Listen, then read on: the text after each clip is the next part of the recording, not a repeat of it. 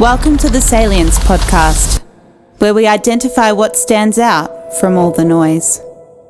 In the first season of the Salience Podcast, I explored various aspects of resilience, from managing risk to hosting effective online meetings, and even learning about how to manage chronic pain from folks that enjoy spanky time. For the next season, I want to explore culture. Culture can be viewed at any scale, from a team or family, an organisation, nationally or even by region. So I don't want to be constrained by scale. However, I want a salient focus. And I'm especially interested in how culture influences relationships for good and bad.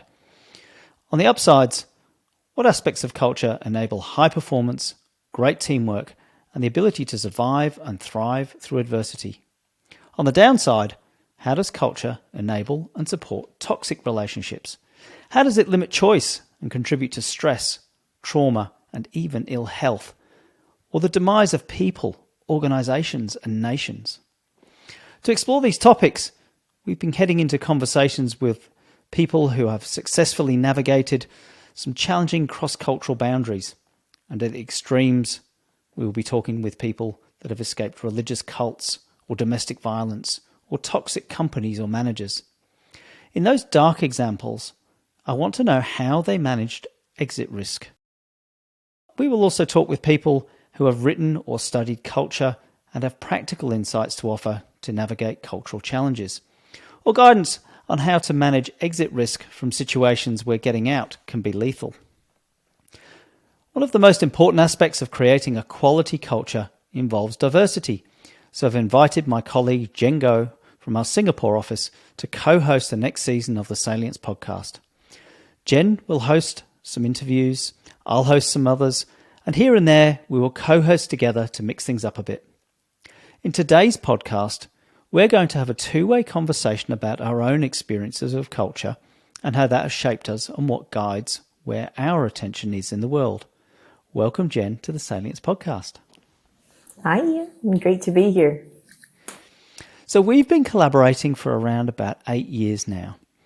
And at the time, you were working with Dave Snowden at Cognitive Edge, and I was starting to make the links from coaching and team dynamics into complexity theory. And the Cynefin framework and the work you were doing with Dave really resonated for me. What happened before joining Cognitive Edge that led you to focus on complexity-based leadership? Oh, Ian, it's a great question, and I think to answer that, I need to go into a little bit of the professional background that I bring. So I am an anthropologist by training. A lot of my early work was actually applied ethnography, and it was an interesting sort of space because back then, some 15 to 18 years ago, ethnography had not really been acknowledged as a legitimate business use case. And at that point, I was with the university, and I was transitioning out of research from the university into more corporate-based work. And one of the first big contracts I got was actually with a tiny department in our Ministry of Health in Singapore, which is the Department of STD Control. So my first contract was to utilize ethnography to study sex workers, because a lot of their traditional approaches they realized weren't working. And they wanted to apply an ethnographic approach to understand how do we really connect with sex workers so we can teach them some very practical skills. For example, how do you negotiate the use of condoms? How do you actually put on a condom with your mouth? So these are really highly practical skills. And you can imagine, right? These are situations where the power dynamics are not in the favor of the sex worker. So it was an interesting experience for me because going into this space as a woman, I had to shed a lot of my own preconceptions and really understand how to connect with these women and to explore some of the ways that they're making sense of their own lives and their own work. So some things came to the fore. For example, some sex workers from specific nationalities refer to a blowjob as a lollipop. right? And it's precisely these kinds of language cues that we have to utilize that shift away from, the script that the Ministry of Health had put together. So it's bringing in all of these types of cultural nuances that was really critical to creating the right educational videos. And then beyond that as well, now just to bring it to a broader space, at that point, I had been working in research at the university. I had left. I was starting to explore more corporate work. I was also exploring and trying to understand how real estate is being done.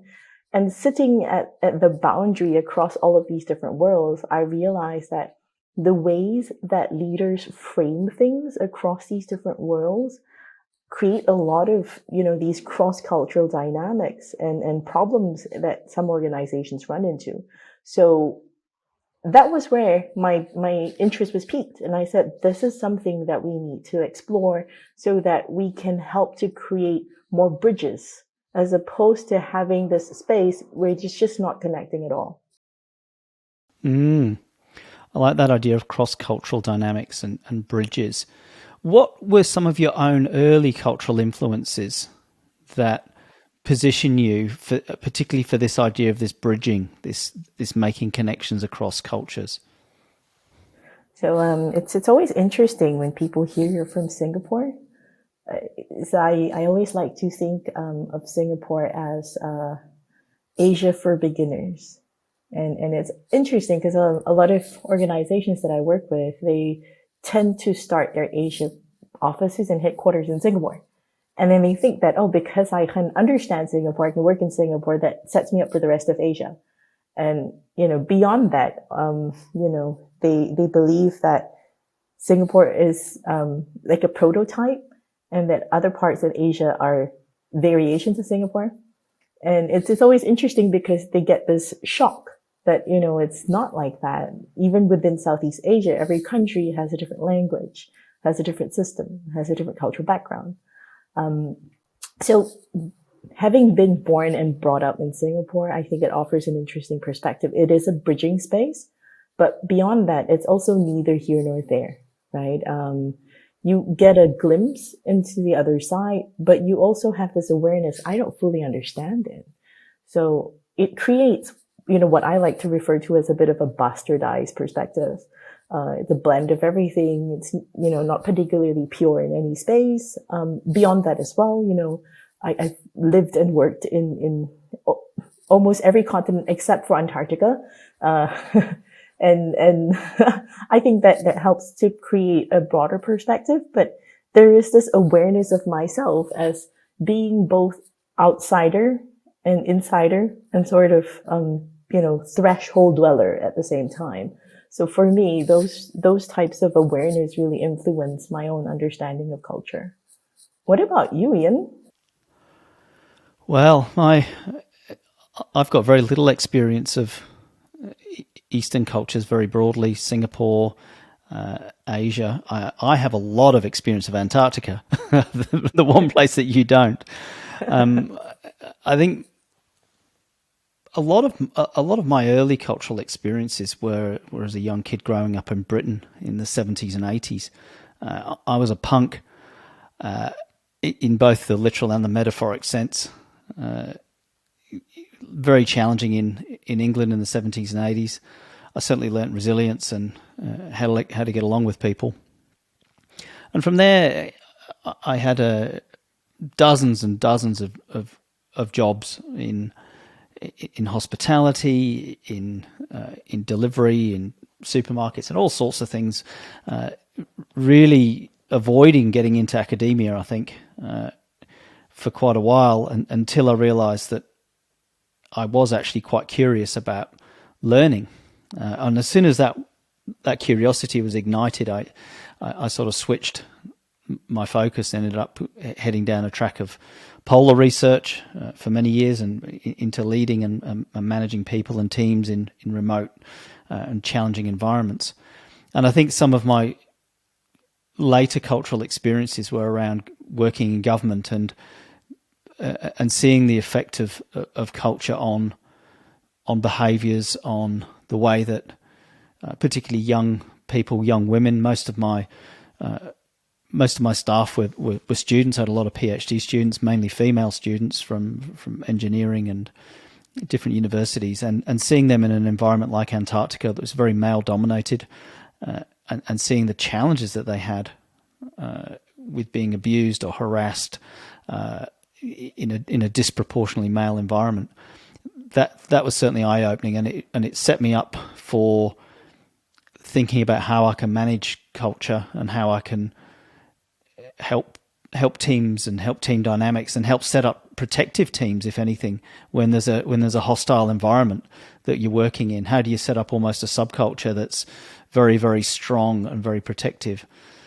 So that's a little bit about my culture, and I think some of those cultural challenges I'm still working on now for different organisations, and at the same time being mindful of my own biases. Where am I blind? Where do I have sensitive spots? Where do I have certain things that push my buttons, if you like? What about you? What cultural biases push your buttons, if there's anything out there? So interesting that you shared your background working with young female academics in a male-dominated environment, because one of the things that I don't want to use the word trigger lightly, because I know that these are things we have options around. I can choose not to be triggered by it. So I'm going to refer to it as a bit of a cultural annoyance. As you know, when you start working with a new company and you recognize and notice that they have this dominance of middle-aged white males in senior leadership positions. And, it might be that they have some women or some minorities, but, when you study the actual structure, that those positions might have less formal authority, for example. And that kind of gets to me. But, I realize and I recognize that I should not let that trigger me, because these are often systems in transition. And that, as much as yourself and the work that you've done, it's important to understand and see where you can pick out cultural champions and allies and foster really, helpful and powerful alliances, because allies are so important. And what you've mentioned, it's this concept of creating a subculture. I think that's really interesting, because oftentimes, when people think about culture and culture change, they think we need to change and correct culture. We need to fix culture, but culture is not a thing that you can fix. At best, you can start to create other cultural attractors, other ways of being, and allowing that to start to build its own, dynamic following. And I think that for me, is something that I'm consciously working on. So it's nice to have allies like yourself in the workplace. And I mean, what about you, Ian? What kind of cultural biases are you working on? I've got a couple of projects at the moment that we've been asked to work with culture broadly, and often we're given a set or even a deck of cards with people's cultural values on. Now, these are the cultural values that we've got in our organisation. Can you help us really impose these values or encourage these values in the business? And they're always the usual ones, they're good values: respect, trust, integrity, the usual things. I don't know how many organisations have got those as their corporate values, and I'm always reluctant to go there. I'd much rather start by an open-ended question of, for this team, this organisation to be just the way you'd like it to be, it will be like what? And I want to see what values and what sort of cultural descriptors come out right the way through the business. What is it that they need? And particularly in frontline agencies, often trust comes very high up. And I think I saw something recently, and it was a meme or a short post by Simon Sinek, And he was talking about the relationship between trust and performance, and how he'd done some work with the Navy SEALs, and the Navy SEALs will choose people. Of course, they want people who they can trust, and they want people who can do high performance. And on a graph, they're in the top right-hand corner. They've got high performance, high trust.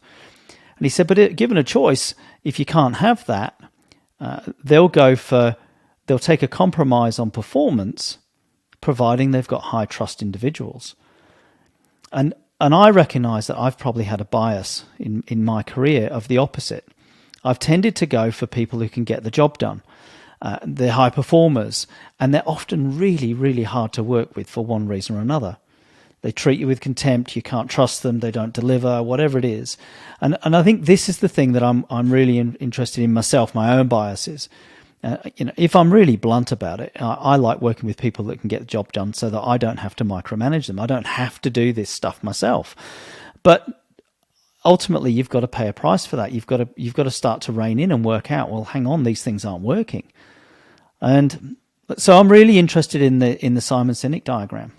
And I'm interested in really breaking down trust from a binary trust, not trust, into what are all the elements of trust, and can that be trained? Can that be changed? Can we create attractors that develop trust in individuals, as well as the more obvious one of, hey, let's get high trust individuals and develop their performance, whatever, their competency, whatever that might be. So I'm exploring that boundary at that moment between, or that relationship between performance and trust in organizations. And I'm really acutely aware of my own biases in here. So that's where I'm curious at the moment. Oh, trust is a good one. There's so many organizations that are, really thinking around this concept of trust now, particularly as we transition into a world of hybrid working and all of that. I actually read a really great book recently. It's called How to Build Great Teams. Very simple title. I like it.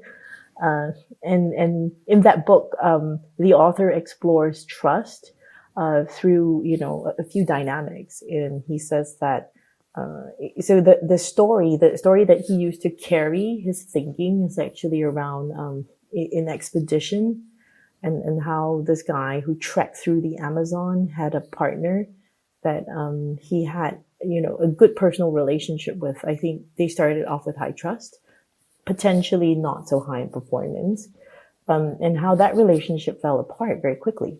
And then he took on a guide that he didn't have much trust with, but they were able to build that. And he broke it down, and he said that a lot of the problems begin because we need, regardless of a person's performance and regardless of your interpersonal trust that already exists in that relationship, to actually develop and come to an agreement on what he refers to as first page trust. So, really explicit sort of, what are we doing? What are escalation approaches? How do we actually speak to each other? How do we table issues? It's so interesting. He said, you start off that way because you don't have anything else to go by.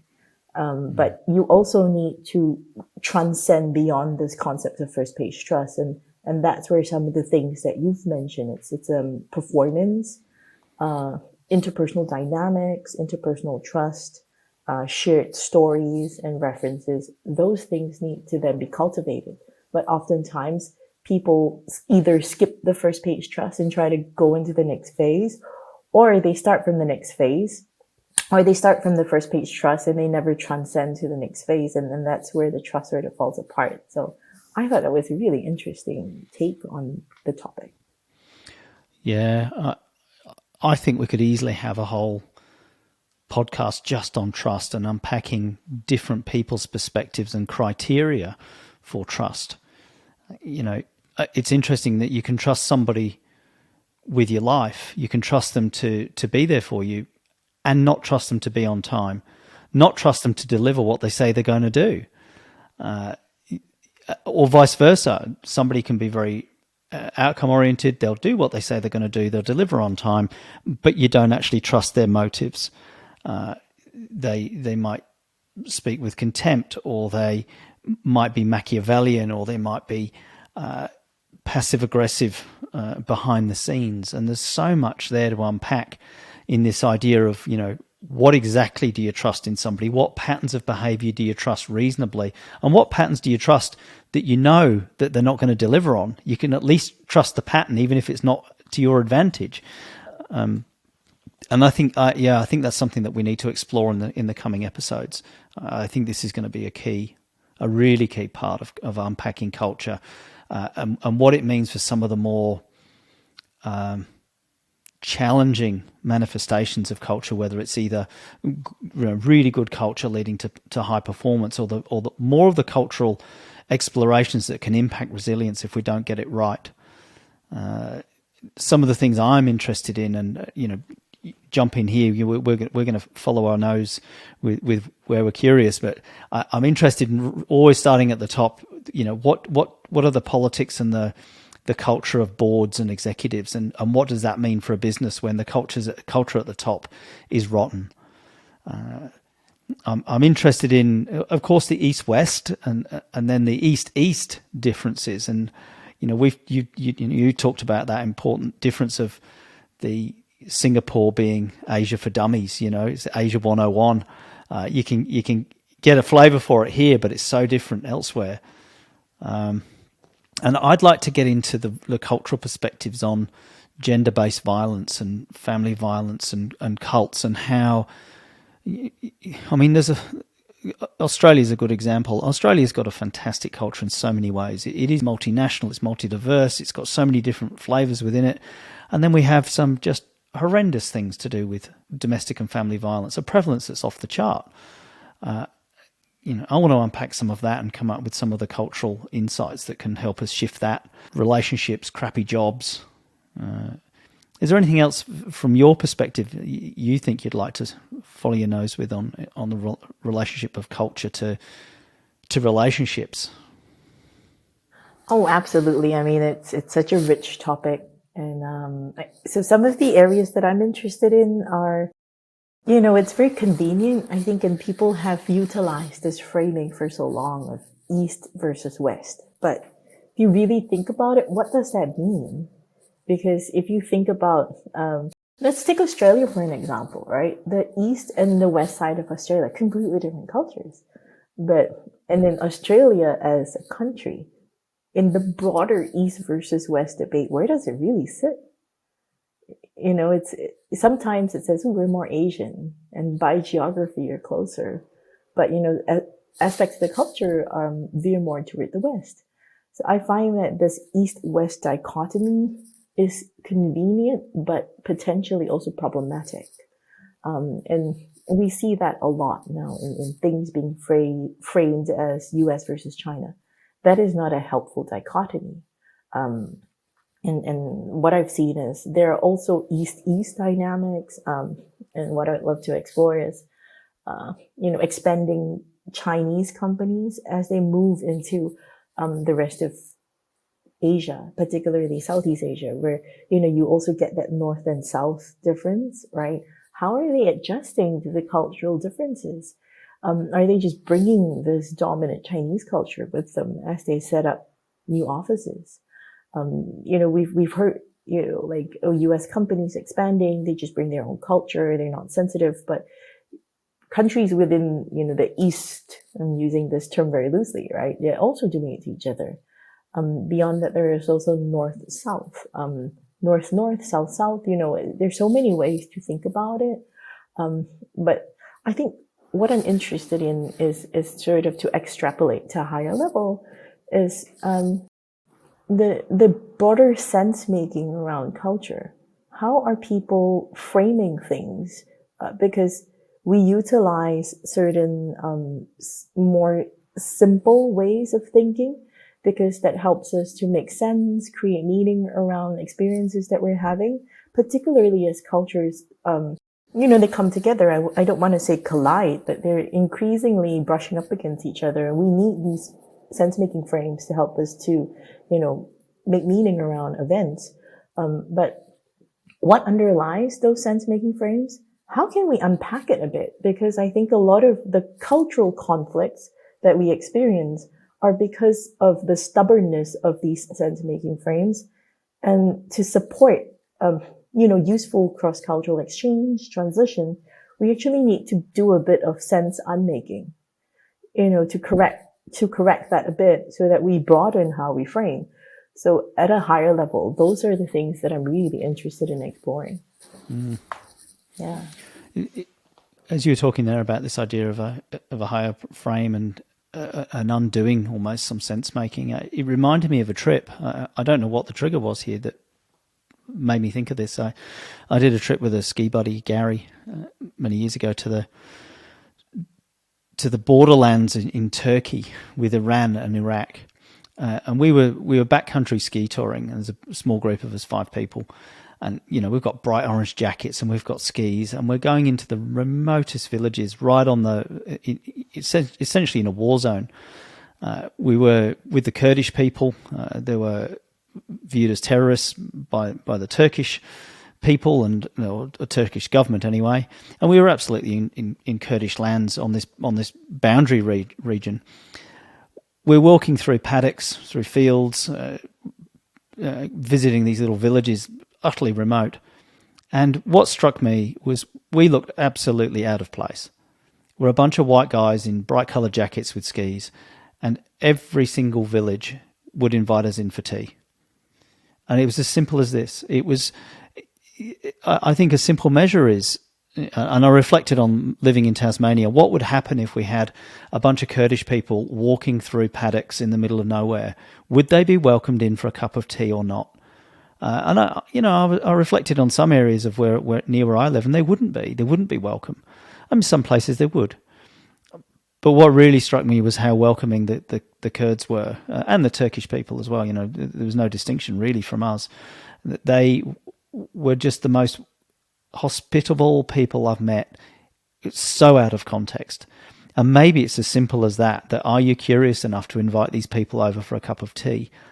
It was the most cultural shocking moment that I think I've had, just because it was so welcoming.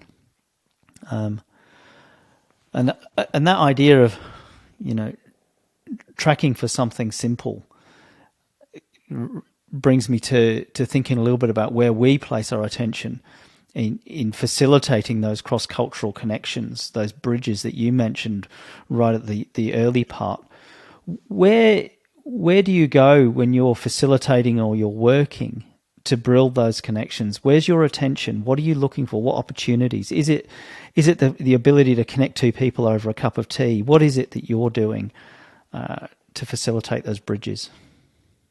This is a good one. So I train in the space of complex facilitation at the Civil Service College in Singapore. And a lot of that work is around supporting public officers in our government to do better partnership and engagement with citizens, with other stakeholders. And, they always have the same types of issues, which is some people clearly come in with the desire to influence the agenda. Some people are really quiet. They're not participating, even though we know that we need to hear from them. So these are consistent challenges, whether it's in an organization or at the level of trying to, engage an entire citizenry. And some of the things that I always tell people is, be very careful with the power dynamics you introduce into the room. Oftentimes people are so eager to say, oh, let's get everybody, in the room so they can hear from each other. And mix people really early, get the opinions all voiced out at the same table. It's this very idealistic approach to thinking about facilitation and engagement. And a lot of it is good intentioned, right? However, the challenge with that is you are influencing and reinforcing power dynamics in a very small microcosm of the system. And that's why, the facilitation and engagement isn't as rich. So, some of the things that I, try to recommend to them is actually do it in smaller groups. Don't think about an engagement as an event. An engagement is an ongoing series of activities. A lot of times when, whether it's organizations or countries or, international development agencies, they think of engagement as the event. We'll get in, we'll ask them all these questions, or we'll run this survey, we'll get all this data. It's a very extractive frame of mind, right? But there isn't enough thought being put into how does this support the ongoing dialogue that should actually become a normal part of ongoing engagement. So it really is around reshaping the relationships and coming to an ongoing feedback loop. And, it's not purely extractive. There is return. There is invitations to say, we have all this information. We want your perspective on how you're seeing it. And when you start off with smaller groups, you can collect that information and then socialize at a later time. And that's when you are triggering less of the power dynamics. And to go back to that question of trust, right? Within teams, there needs to be trust. But beyond that, when you're doing facilitation, what you're really trying to get at is building understanding and trust across factions, across groups. And that is not a one-time extractive thing. So it's sort of going to the broader frame of facilitating. It's thinking about it as ongoing engagement. And I'm sure you have some fascinating experiences as well, Ian, in the work that you do. Yeah, interesting. I think I've been doing something quite a lot recently that uses spatial dynamics and understanding the role of space to really surface power dynamics that you were talking about. So looking at the setup of a room, or even a board table, or talking about communicating with influence, and when somebody's describing a situation that they're in, I'll get the board and I'll draw up the table. I say, I bet you're sat around a board table that looks like this. And they'll typically go, yeah. I'll say, I bet that you sit here. And they'll go, yeah. And I go, and I bet that person that you're talking about sits here. And this person that you're talking about sits there. And we can map out the relationships based upon the spatial dynamics and the narrative from the relationships that somebody's been describing. And I think that gives us the opportunity to start training and understanding the subtle cues and the non-verbal spatial dynamics in rooms that tell us not just about how we use space to shore up the power dynamics, but also to surface what the power dynamics actually are. And I think once we start to do that, people learn that, hey, I'm exercising from a position of power here that I had no idea I was doing, and other people go, wow, I didn't realize that I was being subjected to these power dynamics. So that's some really curious work. So yeah, I absolutely resonate with this idea of power dynamics, and I liked something you said very early on here, which was about systems in transition. Instead of being triggered about them, you're going, hey, here's a system.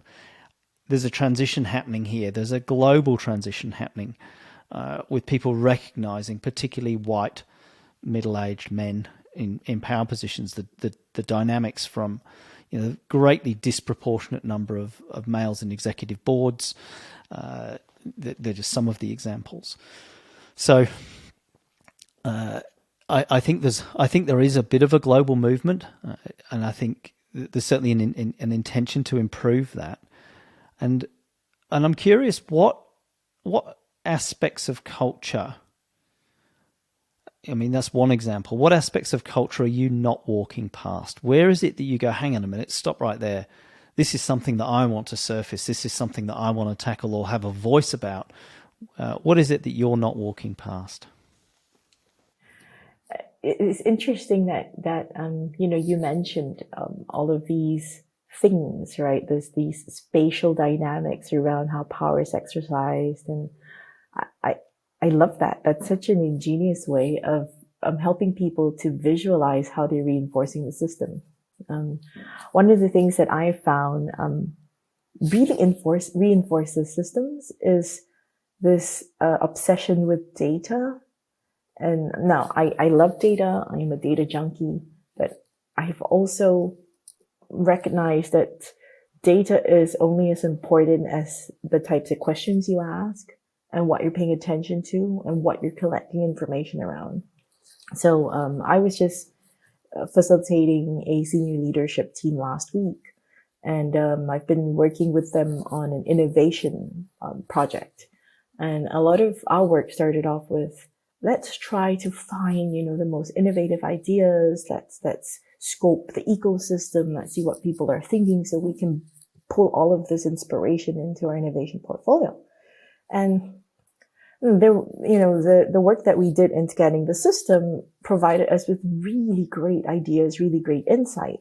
But what really surprised me most was when we presented it to the senior leadership team, there was exhaustion, not excitement.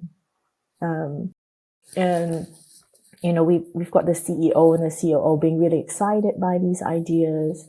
And then the rest of the team sort of being like, okay, this is great, but, and in a follow-up session, they said, what should we do? What are some of the things that you noticed in the data? And the question that I asked the team was, how are you guys feeling about the state of innovation in your organization today? And I got a lot of, answers like sometimes it's good, sometimes it's bad, a lot of overwhelmed.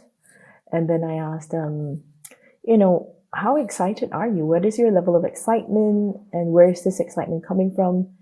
And everyone was stumped. They were like, we've never been asked that before. And they said, we're excited, but there is always the but. And I turned to the CEO and COO and said, I don't think you guys have a problem with innovation in terms of how you're pushing the envelope. I think you have a problem with how you're bringing these ideas to fruition and how you're balancing innovation and your portfolio against business as usual. Because what I'm sensing in your team is exhaustion. And the CEO said, oh, where did that show up in our data? And I said, we have to be very careful with what we call data. Data is not just what comes on a formal spreadsheet, right? Data is how people are responding, participation levels, how excited people are to actually, get on board when the idea is exciting. They had so many things going on, but they weren't balancing it against business as usual. And it was a very interesting point for them. They're like, so data goes beyond what we formally collect in spreadsheets. So that's something I would like to surface more in organizations. Yeah, I think, there's always a danger in this, of course, but I think some of the data that you're talking about can still be measured and graphed and visualized. We can look at excitement, we can look at overwhelm, and we can capture those narratives. I think one of the biggest ones I'm working with at the moment is sense of threat in the workplace. People are fearful. They're mainly fearful of the managers, sometimes of the co-workers, and occasionally it's the client, the patient, the enemy, the inmate, or whatever it might be. Particularly in frontline work, the sense of threat really drives and is an integral part of culture. We have all sorts of behaviours then, and these are some of the things that I'm really working on myself in my own, with my colleagues, with the people I work with, and that's around passive-aggressive behaviours, not really surfacing or not being willing to provide feedback, not being willing to stand up and say, hey, look, this is not okay. And related to that is this sense of contempt, and that can be expressed verbally and non-verbally. And I think there's some of the cultural elements I'm really keen to work on at organisational levels, and start to track. And I'm getting some really good data there on some of those intangible elements that you were talking about that influence things like innovation and performance and business performance as a whole and risk. And I think that they can still be tracked. I think we just have to be a little bit careful that we don't end up creating systems where people start gaming those metrics. Yeah, absolutely. I think one of the things that sort of always interests me is it's gotten very common and popular to highlight the importance of context when we're dealing with problems, when we're approaching issues. But it's funny, I once did this exercise where I asked my clients, what is context? What is your context? And the reality is people don't know how to define it. It's just too big a question, because context really refers to that broader framing, and therein, it lies all of the issues around what are the things that I should be highlighting and paying attention to. And one of the concepts that I learned recently that I think is so interesting is this concept of a constitutive constraint. So all systems have constraints, right? Time, money, resources, so on and so forth. And some of these are constitutive, and some of these are culturally imposed. And so an example that was given was if you take away the rules in a game of chess, the game of chess no longer exists, right? It's just a bunch of little figurines. But if you remove traffic rules, traffic still exists. And in every system, you have a combination of both the constitutive constraints and the things that have become so culturally accepted that we assume they're constitutive, right? And a really good exercise I have found with my clients is really just to ask them, hey, let's think about your context. It's so convenient. Again, it's like this east-west dichotomy, this framing, right? And context has become another way to frame things, which is ironic because it is talking about the broader framing. So what is the context of your context? How do we really think around this? How do we identify the constraints? And then how do we identify the ones that are truly constitutive and the ones that we can actually play with, a bit more malleable, right? So, and I think that also links back to some of this, how do we collect data? What do we collect data on? What are some of the questions we need to be probing into the system around? I think one of the biggest cultural challenges that I'd like to nudge is very much the same. It's this idea of evidence-based thinking. It's data. It's what are you looking for? What kind of things support your thinking? What kind of things will refute your thinking? And that's much, much more valuable. How would I scan the world with a filter that's going to tell me that I'm actually going down a dead end here, or I'm going somewhere that's going to be dangerous, or I'm going somewhere that I've got a strong belief in? What's the evidence going to tell me that I'm wrong? Not the confirmation bias that tells me that I'm right. So I agree with you. I've got a slightly different frame on it, but I think that's one of my top pet things that I'm placing attention on, I suppose. So Ian, if you could direct people's attention, whether it's your clients in coaching or the organizations that you're working with, or just, people you interact with, right? If you could direct their attention to something important in the world to you, what would that be? I think it comes down to that evidence and placing the evidence in the whole context of the whole of life. So it's really stepping back from that focus that often we have in business or in an organization or in day to day, stepping right back and saying, okay, what evidence is telling me that this is working for me, that I'm happy, that I'm in an environment that's kind, whether it's relationships or the team you're working with. So I think it's stepping back, using evidence, and then making decisions on the basis of that. I'm living my best life here. Is this a good use of my time right now? If I'm in a crappy job right now, is it serving me right now? And if it's not, then what am I going to do about it? What evidence is telling me that I'm living my best life? So I think that would be it. What about you? Where would you direct people's attention? What would that be? I love that you mentioned kindness, as kindness is such an important and underrated thing for the world. Actually, in the past, when people ask me what I looked for in a partner, I said, I need them to be kind. And everyone thought I was just joking around, but it's such an important quality. So I definitely resonate with that. I mean, what I saw and heard through our conversation and in what you've just and how you've just responded is actually, and that's what it is for me, is this concept of awareness. How aware are you of, how you're spending your time, how that is contributing to the broader world around you, How aware are you of, the kind of conditions that you're actually working under, and whether you're able to change them or to improve them? How aware of you of the intangibilities that are in the system that, you actually do have a little bit of agency over, right? So I think the thing that I would sort of point people's attention to is awareness and agency, because people are very quick to surrender their agency. The system has me in this position. I am receiving these problems, I'm receiving these conditions, but awareness creates agency. And I think that allows people to become more active participants in their own life, and allows us to, challenge some of the bigger problems that we see in the world, like around, very strong cultural biases that some people have against each other.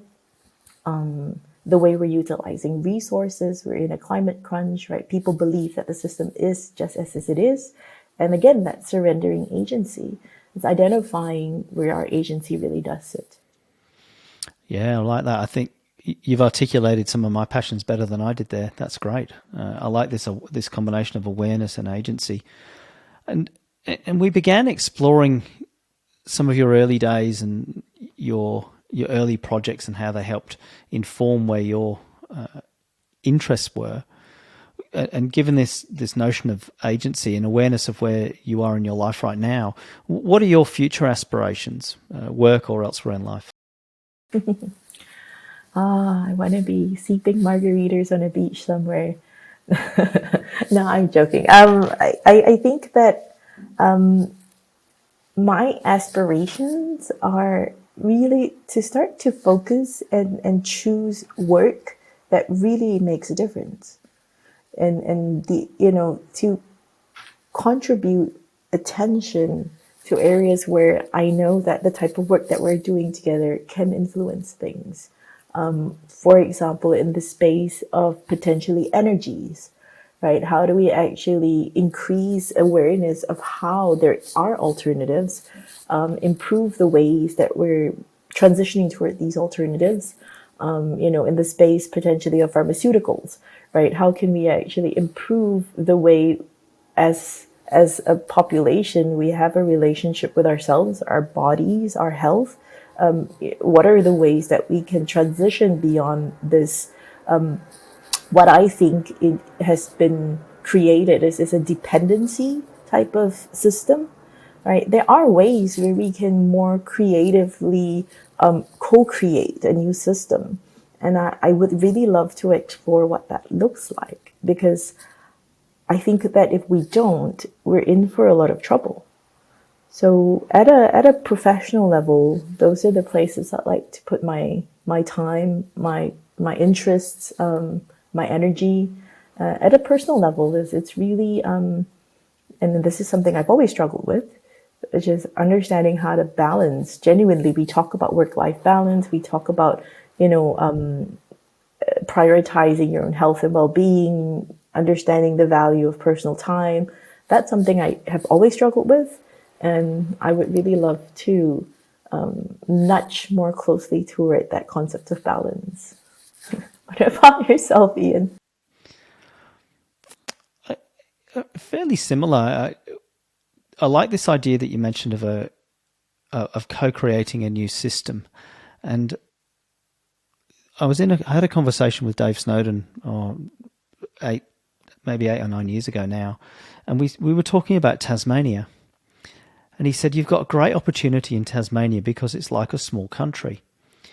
He said, you've got some boundaries, you've got some cultural norms, and he said, you've got opportunities to shape and change culture, leadership, and awareness at the scale of a small country.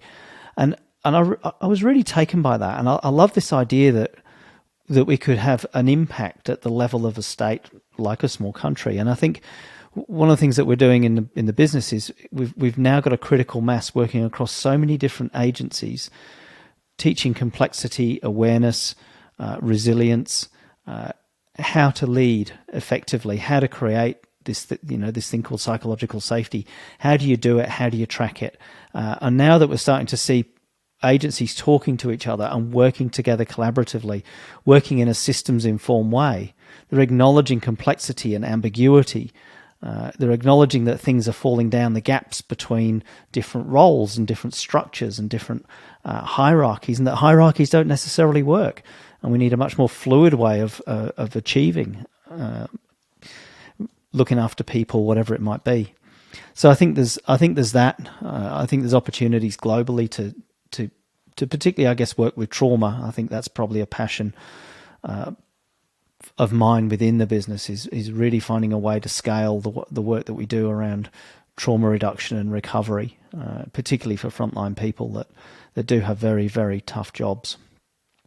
And I think yeah, I like to be largely unbalanced in my work and life. I teeter between lots and lots of really good holiday and lots of work. But I take your point that, I'd really like to make sure that that's in just how I'd like it to be, with my wife and my kids, and having some really fantastic adventures there, and having it all at a pretty high pace. I think that's perhaps my aspirations there. Keep doing what I'm doing. I think it's, by and large, it's working pretty well. I think for the next year ahead, the next 2 years, I think it's really going to be a focus on that adventure and learning, and seeing where we go. I think I've taken a number of points from today's conversation, and it's really started for me to think about the next interviews that are coming up over the next few days. Actually, I'm taking some salient points from you around systems in transition and how we can help those rather than just butt up against them. How can we help that transition? How can we help the change in power dynamics? That was a key part. How can we use data and evidence in a more nuanced way that supports that transition from some of the established power dynamics that aren't working now? They don't have the diversity that we need for today's problems. So how can we take all of that to co-create this new system that you're talking about, this new system that's complexity informed, culturally diverse, and tackle some of the really big problems of today? They're the salient points I took from what you said. What did you take from what I said? So what I heard from you, Ian, is the importance, and I'm going to go with sort of 3 words that came to mind. The first one is really around framing, right? You talked about this frame that puts performance and trust in tension, but recognizing that they actually aren't, and framing that way is the problem. That's linked also to some of the things that we discussed around, East-West, but we need to broaden, the broader cultural problems that we're seeing, and so that people can see them less as problems and see them more as, these are the ways that I need to work with the system.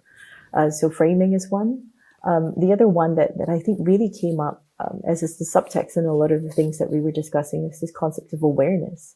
Awareness of power dynamics with that spatial exercise that you do with your clients. Awareness of the conditions that you're actually working under, and your awareness of how you can influence them. And then the third one resonates a lot with your point, is this one around co-creation. That I think a lot of the work that you do and we do together is helping people recognize that you are co-creating your reality, and you have the ability to co-create a different one. So those were the salient points for me. Ah, fantastic. Thanks for the conversation. I'm really looking forward to interviewing people, hearing the interviews that you do with people, and hopping on and doing some co-creation of interviews and podcasts together. I think it's going to be a lot of fun. Absolutely. It's been a great time. Thank you. I'm looking forward to all of the fun adventures we'll have. Thanks a lot. I'll see you soon. We hope you enjoyed this episode of the Salience Podcast. Please leave us a review and subscribe wherever you get your podcasts. You can also subscribe to the Frontline Mind newsletter by visiting our website at frontlinemind.com. Have you got a topic you would like some more salience on? Send us a message on LinkedIn or email team@frontlinemind.com.